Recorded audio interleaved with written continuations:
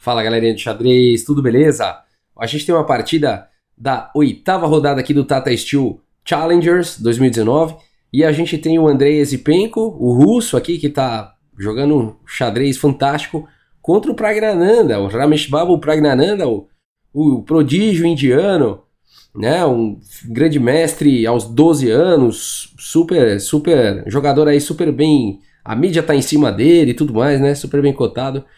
E é tido aí como uma futura promessa aí do xadrez indiano, quem sabe um sucessor do Anand, não sabemos, né? Mas o fato é que jogam muito esses dois garotos e vamos dar uma olhada nessa partida então, ela é muito bacana. E4 aqui pelo Andrei, C5 a siciliana do Praggnanandhaa, cavalo F3, cavalo C6, D4, peão toma, cavalo F6, cavalo C3 e aqui D6. A variante clássica aí da defesa siciliana, bispo G5, E6, a dama D2, então vai partir aqui pro grande roque, né? Colocando a dama aqui na mesma diagonal do bispo, A6. Então, um lance muito comum, né, na defesa siciliana, dando amparo aqui para B5 em algumas variantes. Grande roque, bispo E7, F4, já um lance agressivo aqui do Andrei. Bispo aqui em D7, cavalo F3, B5. Então aqui as pretas começam o seu ataque na ala da dama com B5.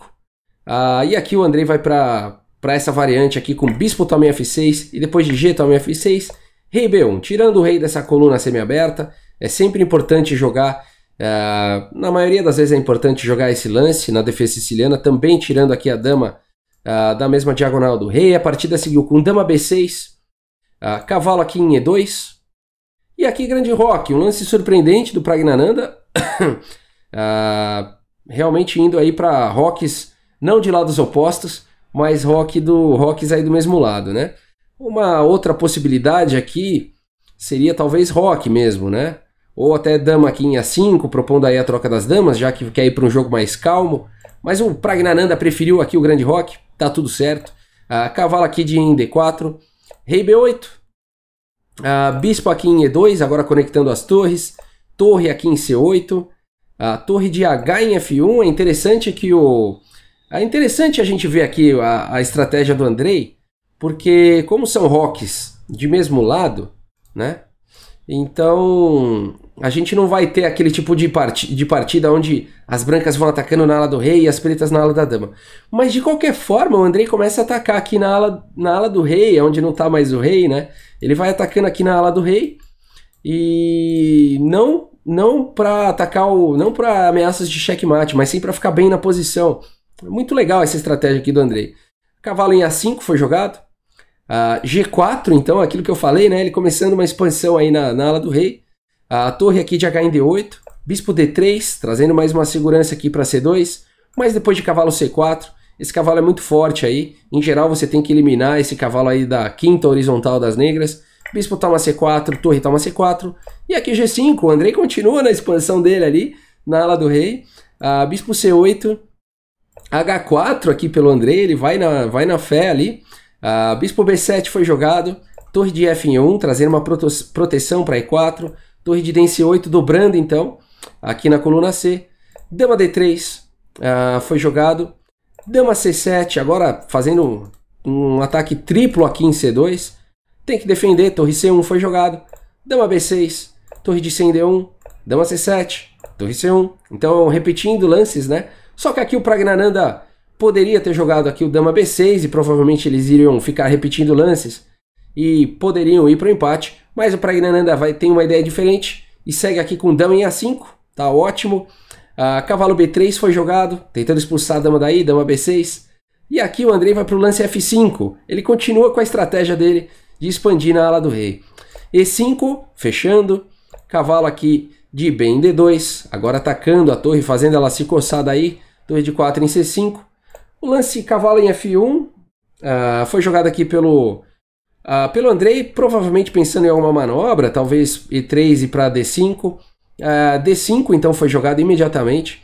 E depois de E toma D5, bispo toma D5, cavalo voltou para D2. O cavalo de 1 volta para D2. Dama C6 foi jogado. Esse cavalo está protegido duas vezes, né? Tanto pelo cavalo quanto pela dama. A partida seguiu com G, toma em F6, aqui pelo Andrei. Bispo toma em F6 e cavalo G5. O Andrei continua atacando aqui na ala do rei, tá atacando em H7 agora. B4 foi jogado, na verdade H7 está caindo, mas H4 também está caindo, então não precisa se preocupar com isso agora. B4, o Praggnanandhaa continua firme na sua pressão aqui na ala da dama, firme ao ataque ao rei, né? Cavalo aqui de G, voltando para E4, atacando a torre, atacando o bispo, né?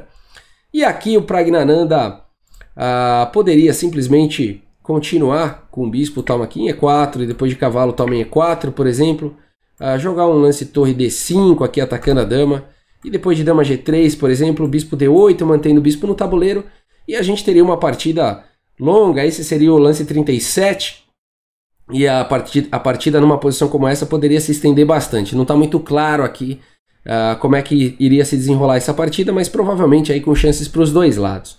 Mas depois de cavalo G em E4, o Praggnanandhaa não conseguiu resistir à tentação do ataque, né? O Andrei, ele vem jogando aí nessa partida num estilo bem posicional, bem ali e tal, fazendo um ataque que não é um ataque ao rei, né? Ele veio fazendo ataques aqui na ala do rei, né? E o Praggnanandhaa, a gente vem percebendo que ele tá nessa partida vindo com tudo, ele quer atacar, mas talvez ele tenha passado do ponto, não sei. Aqui ele faz o lance torre A5, fazendo uma pressão aqui em A2, é até natural, né, a gente pensar num lance como esse. Mas aqui o Andrei encontra um recurso surpreendente, sensacional realmente na posição, que é o lance C4. É o melhor lance da posição, inclusive é o único que pode manter alguma vantagem aí para as brancas. Bom, tá bloqueando aqui esse ataque. E por que ele é tão genial, né? Porque aqui você pode falar, bom, mas aqui o peão toma aqui com o passant, foi o lance jogado inclusive na partida. E depois de torre toma C3, bom, agora tá caindo aqui em A2, né? Bispo toma em A2, foi jogado. Rei C1, e aqui parece que o Praggnanandhaa tá muito bem, ele acabou de ganhar um peão, tá atacando o rei e tudo mais. Só que na verdade não, essa posição tem algumas nuances que a gente vai entender agora. Bom, a dama tá atacada, dama B6 foi jogado. Não tem muitas casas, né, para essa dama aí. Ela tem que... dama B6 é o melhor lance aí da posição realmente. Tem que manter, né, a defesa aqui no bispo, né.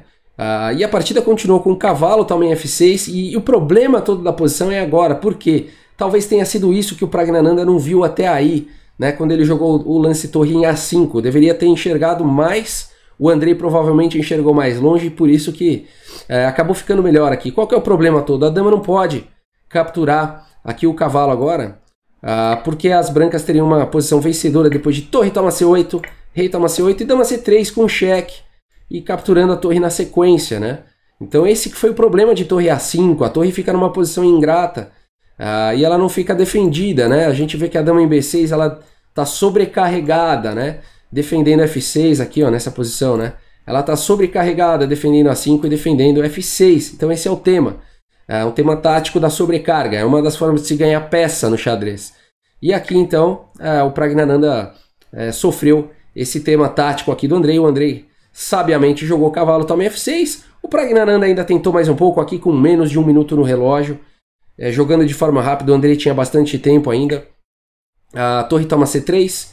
E depois de dama toma C3, bom, não dá, né? Continua tendo o tema aqui de capturar. Sem contar que o cavalo aqui também está ameaçando ataques terríveis, né? Que poderia pensar que talvez tenha sido isso que o Praggnanandhaa tenha visto, né? Que nessa variante ele jogaria um lance torre C5 e ganharia a dama, mas na verdade aqui tem cavalo D7. Seria um lance vencedor, né? Por isso que depois de dama C3, o Praggnanandhaa não jogou torre C5, jogou rei A7, e agora tirando todos os possíveis duplos aqui desse cavalo, e agora de forma consistente ameaçando torre C5. Mas o Andrei continua aqui, agora é o lance 41, cada um tem 50 minutos no relógio, dá para fazer lances aí com calma, precisos. Cavalo D7 foi jogado, atacando a dama, segurando C5, dama D8 foi jogado, cavalo toma em E5, não tem mais torre C5, a dama não está mais dando suporte. Então o cavalo foi aí para uma excelente casa, já ameaçando ir para C6. Bispo D5, segurando a casa C6. Cavalo B3, atacando aí a torre. Torre A4 foi jogado, mas essa casa aqui de C4 está guardada pelo cavalo de E5, então não precisa se preocupar com isso agora. Simplesmente torre D1, colocando pressão aí no bispo, o bispo está cravado. E nessa posição o Praggnanandhaa abandonou a partida, né? Abandonou, tá com uma peça a menos, as brancas estão com um ataque fantástico, né? Tem todas as possibilidades aí de vitória nas mãos do Andrei, e com muito tempo no relógio ainda, né? Aí não deu pro jovem Pragna, infelizmente dessa vez, né, Pragna? Não tá fazendo um torneio espetacular. Eu acho que tinha muita expectativa também em cima aí do Praggnanandhaa, mas a gente tem jogadores de altíssimo nível. Vou dar uma olhada aqui na classificação, ó, do Tata Steel Challengers. A gente tem aqui o Shigaev, tá em primeiro lugar com 6 pontos em 8. Invicto aí. Em segundo lugar o Kovalev, tá jogando um xadrez também espetacular, também invicto, 5 pontos e meio em 8. E em terceiro lugar aí o Andrei com 5 pontos e meio também, também invicto. No critério de desempate tá perdendo aí do Kovalev. Então tá sensacional aí essa disputa entre esses três, né? E aí, claro, a gente tem aqui Glendura, o Van Foreest. Poxa, infelizmente o Pragna tá aqui em 11º, né? Com 3 pontos e meio em 8. Não tá muito bacana para ele esse torneio, mas tá ótimo, né? Tá fazendo partidas muito boas e é muito jovem, né? Tem um futuro brilhante aí pela frente. E é isso, pessoal. Espero que vocês tenham gostado dessa partida. Muito obrigado aí pela audiência. Um grande abraço para todos vocês e até a próxima, pessoal. Valeu!